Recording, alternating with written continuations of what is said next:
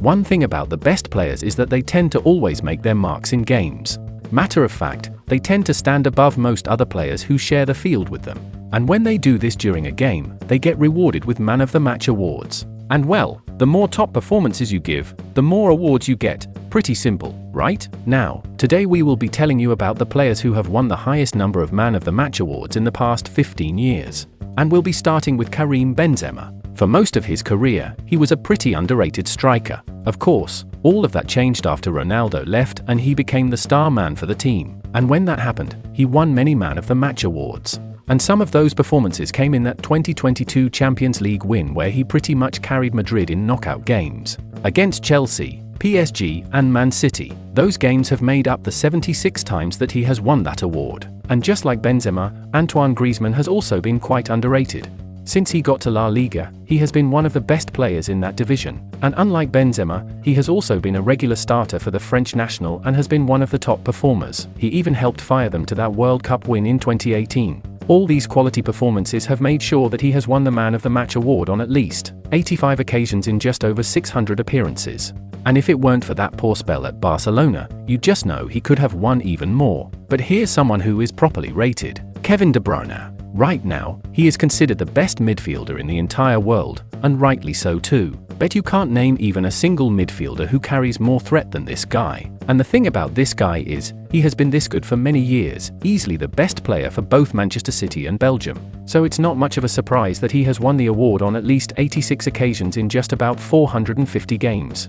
And if you support Chelsea, Man United or Arsenal, you should probably know that some of those performances have come against your team. And some of those games, and you just get the feeling he'll win some more of those awards this season. And just like KDB, Harry Kane has also been the best player for both club and country in recent years. And even after getting to Bayern, he has established himself as their best player this season and is even topping the Bundesliga goal-scoring chart. And it shows in the number of times he has won the Man of the Match award, which is about 90 times in some 450 games. And Leicester City must be absolutely sick of him, because some of those memorable performances have come against them when he absolutely destroyed them.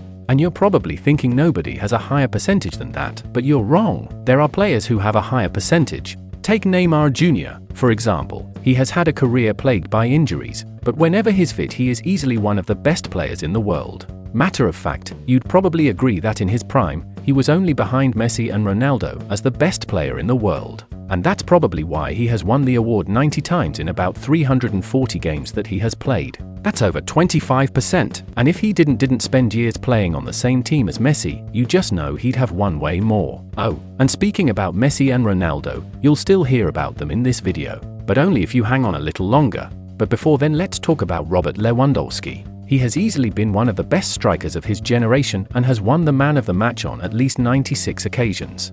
But certain games stood out in particular, like that Champions League game for Dortmund against Real Madrid where he scored 4 goals. There's also the game against Wolfsburg where he scored 5 times in just 9 minutes. It's just a huge shame that he couldn't get to win the Ballon d'Or, though. Eden Hazard also didn't win the Ballon d'Or, but during his prime, this guy was one of the worst opponents you could face. He could take on multiple defenders and come out tops. So it's no real surprise that he won the award on at least 100 occasions. And one of his most memorable games was that final game for Chelsea as they beat Arsenal in the Europa League final. And speaking of Europa League winners, Zlatan Ibrahimovic also racked up a lot of Man of the Match awards in his time. In fact, he was such a top player that he is regarded as one of the best players to have never won the UEFA Champions League. One of his best performances was that game against England where he scored 4 goals. And aside from that game, he won the Man of the Match award on at least 116 other occasions.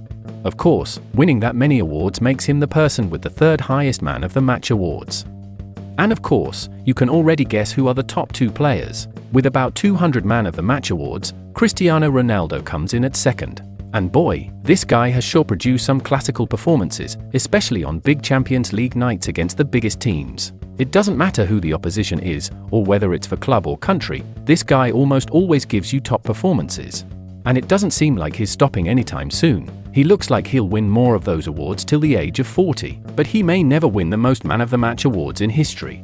Because the player with the most number of Man of the Match awards is none other than Lionel Messi. There's not much to say. This guy rarely has a bad game.